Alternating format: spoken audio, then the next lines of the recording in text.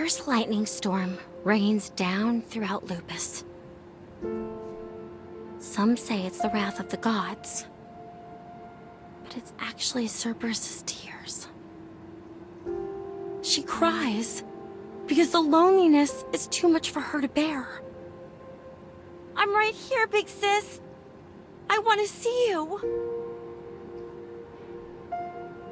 Then it happened. The cursed thunderstorm suddenly vanished. That's never happened before. Come to think of it, I've heard of a group that's going around lifting curses. If I ask them, maybe they can save Cerberus. They might be scary. But I told myself I wouldn't run away anymore. So I made up my mind to search for them. Master was such a kind person. He not only travels the world lifting the curse, but he also said he'd help save Cerberus. She waits on the summit, concealed inside the cursed lightning storm. It's dangerous to go by myself, so I'm lucky to have Master's help. But I can't just keep relying on other people. I gotta get stronger, so I can at least protect Cerberus. After all, the reason she went berserk was because of me. I hear the sounds of footsteps in the soil. Red eyes float in the darkness. The night was dark, and Cerberus clung to me tightly. But I couldn't protect her. I knew I had to run, but all my legs could do was tremble.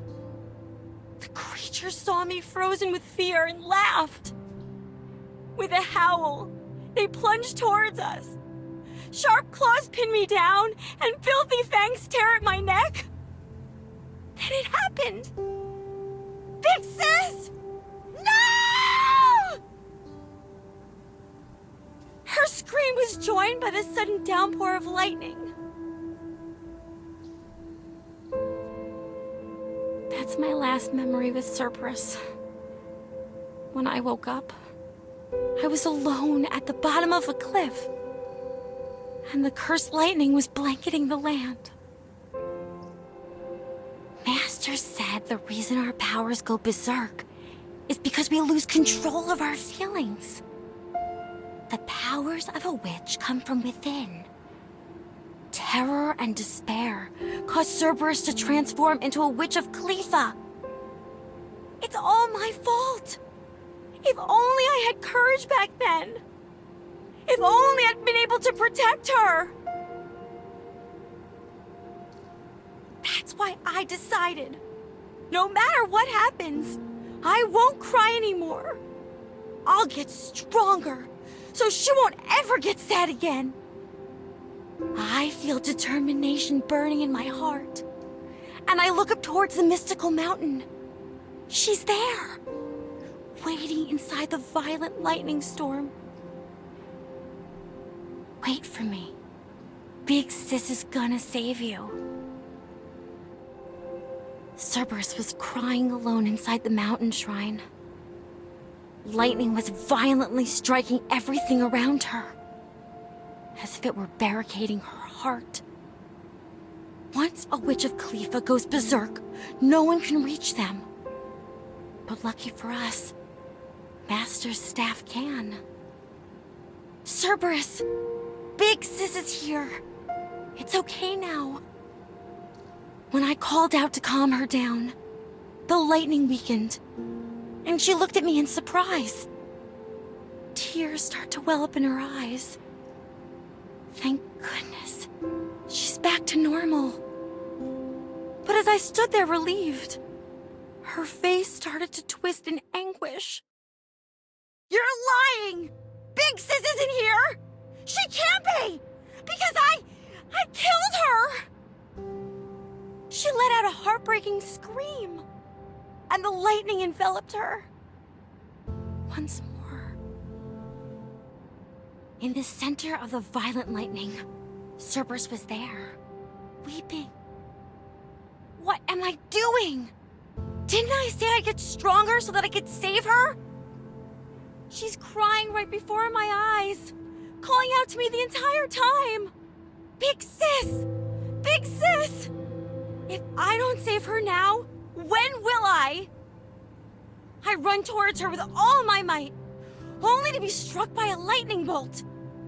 The electricity flows throughout my body, cutting deep into my soul. I desperately grit my teeth to stop myself from screaming. This doesn't hurt at all. This is nothing compared to the pain she's in. I stand up, and another lightning bolt strikes me down. My mangled body is engulfed in flames, burning and crippling my legs. The lightning attacks me relentlessly, tearing through me with each strike. But I get back up. I can't bear to see her cry anymore. The lightning rained down on me as I reached Cerberus.